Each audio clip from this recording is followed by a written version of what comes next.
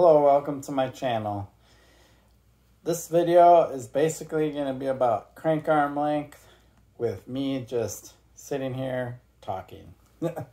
So if this topic bores you, you might as well just bail now. The reason why I want to talk about this is I've been seeing posts lately and even articles out there about crank arm length and how, we should be running shorter cranks and that we don't lose that much power by going to a shorter crank and this and that. And my response to all of that is it depends. It's like I read an article and these people are like, oh, it doesn't matter if you run a 175, a 170, or a 165 or whatever. Oh, go to a 165 so you can clear more rocks on your enduro or downhill bike, which is fine. If you're going downhill, crank arm length isn't really going to be as big of an issue. But for all other types of mountain biking, it really does matter. And I just am not a huge fan of this short crank arm trend, because the way that they go and test this is they have a rider seated and they're spinning and pedaling, and then they're changing out crank arm lengths and you're switching into different gears and things like that. And yeah, if you're measuring power in that kind of way, you're not really going to have a huge difference. Your cadence is going to pick up a little bit when you have a shorter crank, and you can, adjust to the gear that you want to be in and things like that. So when all of those factors are in, they're not wrong. Like I think I just recently heard a 4% loss between 175 and 165 or something like that. It's like, yeah, while seated and pedaling. What these studies don't really take into account is when you're standing and you want to run in a higher gear and you want to torque up a hill. I think about single speeding, but this also applies to running gears. If you shift into a slightly harder gear and you stand and you pedal, the crank arm length is really going to matter. You're going to really be able to feel a significant difference in torque pushing down on that crank. That's why I always switch to 175s whenever I can. Usually bikes that I get, because I ride size small, I get like 170 cranks, which are fine. I deal with it, whatever.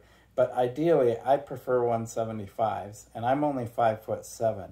The reason why I prefer 175s is because I get out of the saddle a lot, and I'm cranking. I'm doing, if you've seen some of my videos, I tack to get over certain things and things like that, like technical riding, things like that, where I want that leverage, that extra little bit of crank arm length that's going to give me that extra power, things like that. And for me, it's really about your riding style. If you're like the kind of person that sits on the seat all the time and you're spinning and you never get out of the saddle, or you rarely get out of the saddle, by all means, run a shorter crank. If you're bombing down hills, you want that extra clearance, fine. But if you're anything like me, you like to get out of the saddle, you like to hammer, you like to do the technical stuff like powering your front wheel up to get over log piles or rock piles or things like that, you want that extra length. So then it now becomes about technique. So people that are talking about pedal clearance over things, well, I don't pedal like full rotations when I'm going over chunky rocks or log piles or things like that. I've shown some videos of how I backpedal and ratchet and things like that if I need to. Or I make sure I have the momentum and I pull up my front wheel and I power through stuff, and I move my bike around while standing to unweight it and pump and all that stuff. So it's not the pedaling motion that gets me over these things. It's me maneuvering the bike and things like that. So it really depends on the type of rider you are and what you like to do. So I just, this idea that everybody needs to go to shorter cranks, or shorter cranks are the great thing, and people are complaining about what comes stock on bikes and stuff like that. It's like, well, if you buy a stock bike, you're going to get what the bike comes with. And 175s or 170s is pretty much a standard. And I hope it stays that way. Maybe with the exception of extra small bikes, like somebody pointed out recently. I can understand 165s, but anything from small and up, 170 should be the minimum length crank.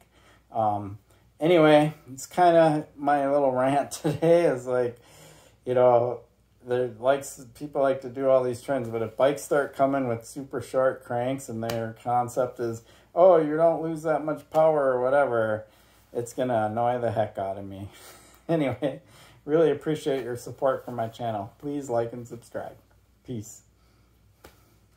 Oh, and before you go, feel free to make comments in the comment thing. The reason why I bring these things up is I want an interactive relationship with those of you that watch my channel. So if you disagree or you agree or you have other perspectives, things like that, as long as you keep it clean and nice, comment away. No reason to be like, you know, insulting or anything like that to people. I love that interaction with my viewers.